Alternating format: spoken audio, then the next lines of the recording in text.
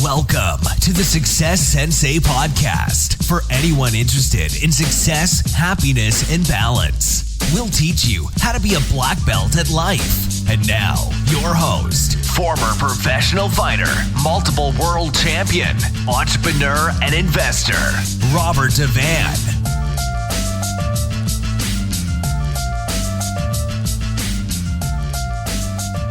Bowing in. This is Roundhouse Rob, the Success Sensei, helping you to win at life one kick and punch at a time. And this is the Friday Blitz. The Success Sensei Friday Blitz coming at ya. At what point do you give up? So you, me, all of us, at what point do you give up? So there could be a couple of meanings to this question. I suppose the implied meaning is do you give up early, or do you quit early, or are you a quitter? That's the implied meaning, but that's not necessarily what I got when I see the question, at what point do you give up?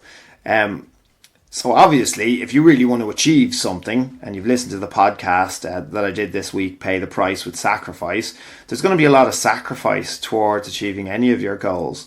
So at what point do you give up? I mean, obviously you don't give up if you know, you're a little bit tired, or you're a little bit, you know, feeling drained, or you have a few self-doubts. Obviously you keep going. Obviously you keep going if, you know, you just need a little bit more of a push, and you just need to have an internal debate, an internal chat, give yourself a bit of a lecture and pep yourself up and get going again. Obviously you don't give up in that scenario. But at what point do you give up? So at what point do you call it quits and go, right, it's not working? Well, basically, if you've really pushed through all the small stuff, if you look at the scenario or the situation or the goal that you're going for, and nothing is working out, and it's nothing but pain and hardship and destruction, causing destruction to relationships all around you, and nothing is working out, you really do have to have a look and decide, you know, is it feasible? Is it working? Is there any point in pushing forward? Is there any light at the end of the tunnel? Does the cloud have a silver lining?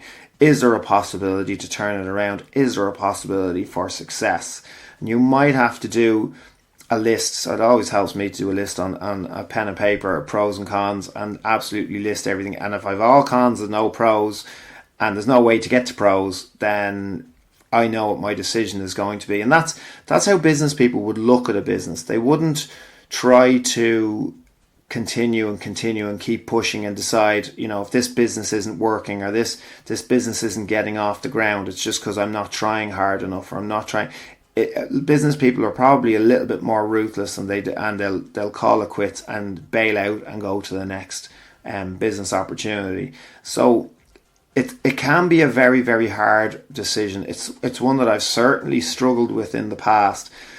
At what stage is it literally just a test to see if your perseverance to push through, and at what stage is it not going to happen for you, and it's going to be a failure, and to continue on is reckless. That kind of middle area, that grey area, is really, really difficult to make that decision. So obviously, if it's all small kind of obstacles and it's stuff that you can handle and keep pushing through, then you most certainly do. Hopefully you've estimated the time required for the goal that you're trying to achieve, and hopefully you've estimated the level of sacrifice that was actually required. Hopefully you haven't underestimated it. But even if you have, you can still push through. But if it gets to the point where nothing's working, it doesn't look likely that it's going to work, there's something better you could be doing, then you really have to consider pulling the plug and actually putting that time and energy into something else. I can't give you the definitive answer because I don't know the situation that you're in. I don't know the situation that you're thinking about right now, or the goal that you're thinking about right now. It's something that you're going to have to do inside yourself. And even the problem with these things, and when you talk to other people in your life about them, especially people that are close to you and you know, family, or people that are emotionally involved with you, they can give you very one-sided opinions.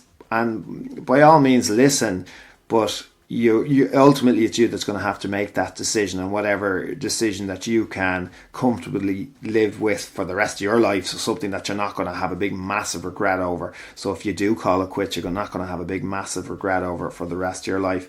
Or if you continue fighting and fighting and fighting and it still doesn't work out for you, that you're not going to have massive regrets that you didn't actually switched track earlier on. It's a very, very hard one. And when I look at the timeline of my life, there's a couple of times that I really, really struggled with this one.